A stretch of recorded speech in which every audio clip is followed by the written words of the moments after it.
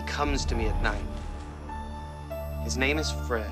And he keeps trying to take me to the boiler room. He wants to kill me. What is a dream?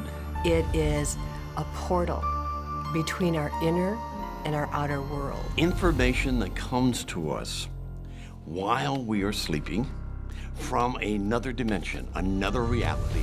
What is a dream? Nobody really knows. You know, dreams are pretty amazing places, and it is possible to use them a bit, because I think that's what the mind is doing.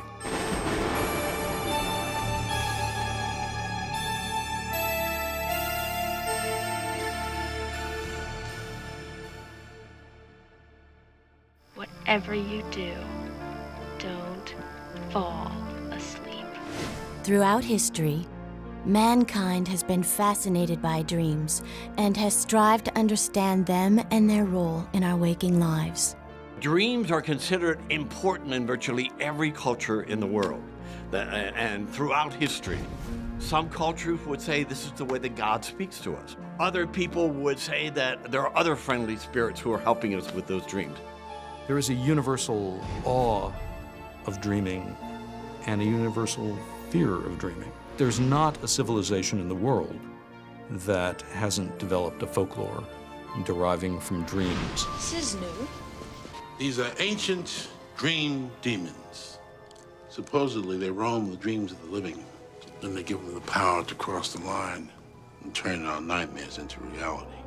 We have actually records on clay tablets from the Assyrians in Mesopotamia. So our interest in dreams go back to almost the dawn of humankind. Many ancient civilizations believed that dreams held special powers and organized their societies around them. The Egyptians looked at dreams as prophetic. There were special dream interpreters, and they had prominence, especially if a king, a pharaoh, or someone of royalty would dream a dream. It was very, very important. The Greeks had an incredible dreaming culture for over 1,000 years. There were dream temples, about 400 of them. This was specifically for healing. If you had a physical problem, disease, you would go to a temple where you would spend the night sleeping. And in this temple, there would be snakes all around you, crawling over you, until you had a dream, which gave you the information that you needed to have around the illness that you were dealing with. The earlier cultures really looked at the different ways of approaching the dream itself. Very often, people were looking for disclosure of the future. We find evidence of that in the Bible, Old Testament, dream of Joseph, dream of Jacob, Jacob's ladder. Also contact, let's say, with the divinities, with the gods and with the goddesses. Native American cultures, dreams being very, very important. This is the Great Spirit. This is Wankantanka talking to you. And so you pay great attention to them. The Chinese, for example, believe that the spirit actually leaves the body during dream time. They feel that the dream is an entry point into deeper worlds. And that sort of approach is quite frequent in the East, in other religions. That's pretty. What is that? This is my Malaysian dream doll. It's supposed to bring good dreams. The Balinese were the culture that I discovered that was most interesting, and because they have a system of kind of teaching their kids lucid dreaming, to be aware that they were dreaming while they were dreaming. It's a whole different way of looking at it. And then basically it's saying this is part of my mind, can be used by me. The important point here that every culture in the world pays attention to dreams and realizes that they have some importance. People have always tried to make sense out of dreams, this behavior, and that I'm sure will continue, whether or not there's sense to be made of it, and I think that's the real issue. What the hell are dreams anyway? Mysteries. The truth is, we still don't know what they are or where they come from. Do dreams serve some essential purpose for the human mind? Or are they simply a byproduct of normal brain activity? Science has not yet provided an answer. There are many theories about why we have to dream, and none is really conclusive. It may be that what you see is what you get, that dreams are just something that sort of spins off brain processes that are going on that have no real significance, and they may not be much more than that. It's still quite unclear whether there are some vital physiological processes that go on in sleep that don't happen at other times. I don't see why you couldn't just give me a pill to keep me from dreaming. Everyone's got to dream, young lady. If you don't dream, you go. In 1900, Freud wrote a very influential book called The Interpretation of Dreams, where Freud indicated that dreams are important in understanding a person's neuroses, psychoses, their mental state of health, and showed how to work with dreams. That really re-established, you might say, the importance of the dream in many ways in the culture and established it within the psychological discipline. The researches of Carl Jung was the next significant milestone. Jung's idea was that they were kind of ancient symbols and sort of thought structures, and that we were all connected in some ways to each other at the base level of thought and feeling and dreams. All day long I've been hearing those fingernails. Fingernails? That made me remember the dream I had last night. What'd you dream? I dreamed about a guy in a dirty red and green sweater. Scream. Nancy, you dreamed about the same creep I did. Jung said, oh, dreams are telling us much more about what's going on. It's just not about us. It's about many things. And it's just not tapping into our lives now on an ego level. It's tapping into a much larger place, the place where Freddy Krueger lives. Nightmares are the darker mysteries of the dream world. Do they come from a different place?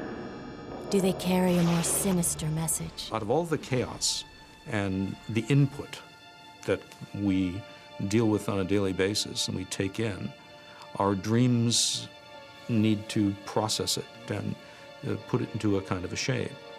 Some of those shapes are nightmares. Guys can have nightmares too, you know. You can get a corner on the market or something. Many times people make distinctions between dreams and nightmares, and all a nightmare is a dream which brings really important information for us to understand, but the ego gets frightened by it. It's dealing with things that are very, very unprocessed, or perhaps not reconciled or resolved in the mind yet. They are about blood, and they are about aggression, and they are about violence, and everything that we're taught not to be when we're kids, but is still lurking around there in very powerful ways in our subconscious all the time. I know now that I brought him into my world. We all did. Gave him all the energy he needed. Our screams were all he needed.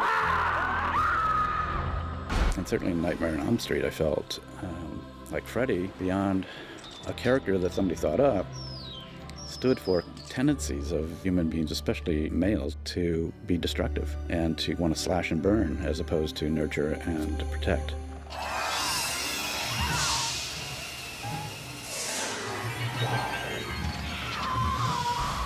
The shadow part of ourselves, our psychological shadow, those parts of ourselves that we don't want to deal with, mommy and daddy told us not to deal with, or our society tells us not to deal with. We push it in the background, in the closet. It gets angry in that closet. It gets angry being pent up like that. And so when we let it out, when he comes out, he's angry as hell. And so it will come and menace the individual in the dreams, and that's a good attention getter. When you scare somebody, then you sure get their attention. I would say if we paid more attention to Freddy, dialogue with Freddy, get Freddy to cut his nails a little bit, love Freddy a little bit, he would transform into something else. What other secrets does the sleeping mind hold? Are dreams powerful enough to affect our waking life?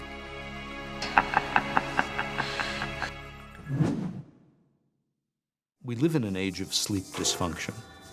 I mean, all you have to do is watch TV every night and see all the advertisements for sleep aids. There have been all kinds of reports recently of people taking, sleeping medications who wake up in the middle of a traffic accident and the last thing they remember was getting into bed.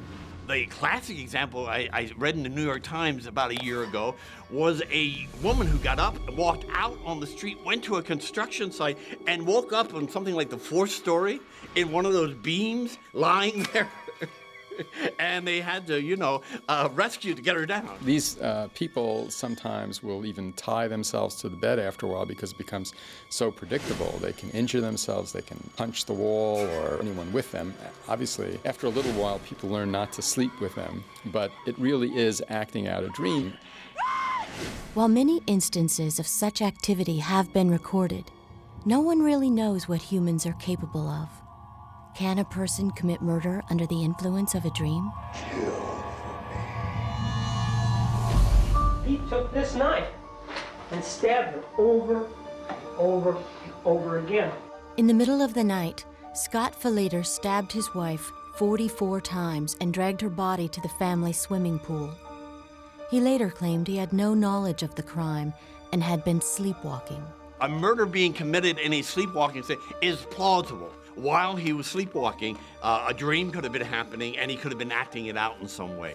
I assume that I must have gone crazy or that something in my head had broken.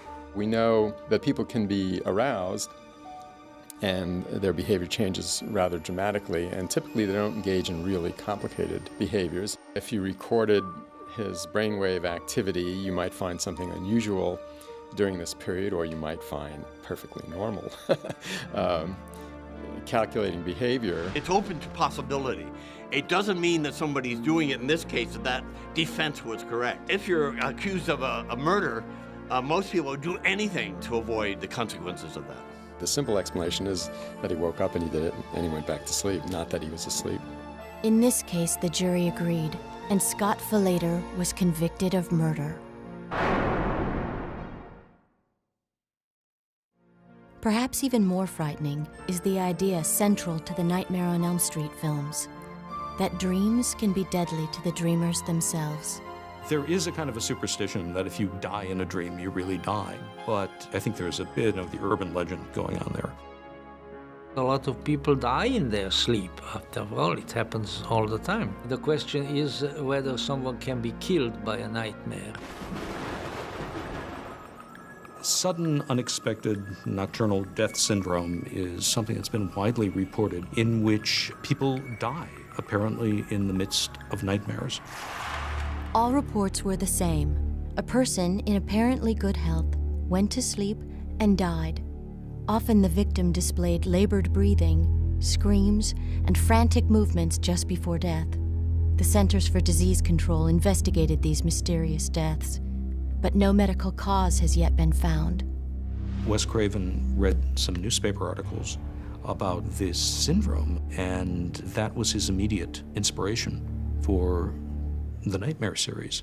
I just kind of noted it as something that was strange and weird, and doctors had not known what had caused it, but it had elements of the story that were really, almost you could lift them out of the newspaper story and put them into a movie. Why do you want to stay awake? Because if I fall asleep, I'm not waking up. We don't know if anybody can be killed by a nightmare because they can't tell us. Very few people whom you find dead in the morning are able to tell you what they dreamt before they died. Are dreams a doorway to another world? Is there something sinister lurking in our nightmares waiting for us? The answer, much like dreams themselves, remains a mystery. Dreams have always been with us. It's something we return to again and again, just as we return to it every night. And now I lay me down to sleep. I pray the Lord my soul to keep. And if I die before I wake, I pray the Lord my soul to take.